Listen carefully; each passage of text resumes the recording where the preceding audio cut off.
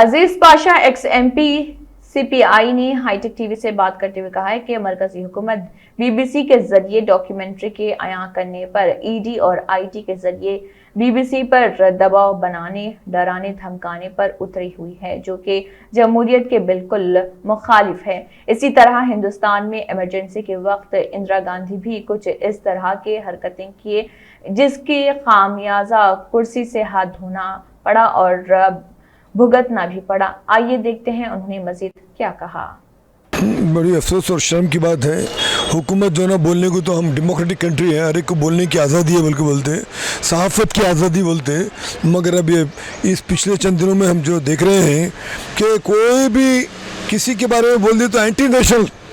अब वो बीबीसी हमारे नेशन से खेल रही है। बीबीसी किसी को डरने वाली नहीं, जो हकीकत है सामने रखती। उस वक्त तुम क्या क्या काले करतूत करे वो सामने रखी, तो उसको इमीडिएटली ये बोलना कि ये जो है ना बात गलत है, हमारे नेशन के ऊपर हमला है, हाँ, तो ये जो है दो उनके सीरीज आए समझिए। खैर ये जो है ना बीबीसी को कोई डराए धमकाए, इनकम टैक्स का दावा, ये दावा उदा से होने का नहीं है।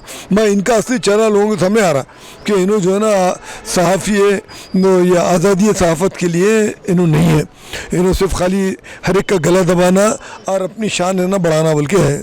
तो इस मौके पे प्रेस गिल्ड का भी और हमारे दो ऑल इंडिया की ऑर्गेनाइजेशन है जर्नलिस्ट की, उनकी तरफ से भी आया, इंटरनेशनल ऑर्गेनाइजेशन की तरफ से आया। तो हम भी जो है ना यही कहना चाहते हैं कि ये बिल्कुल गलत तरीक़ा है।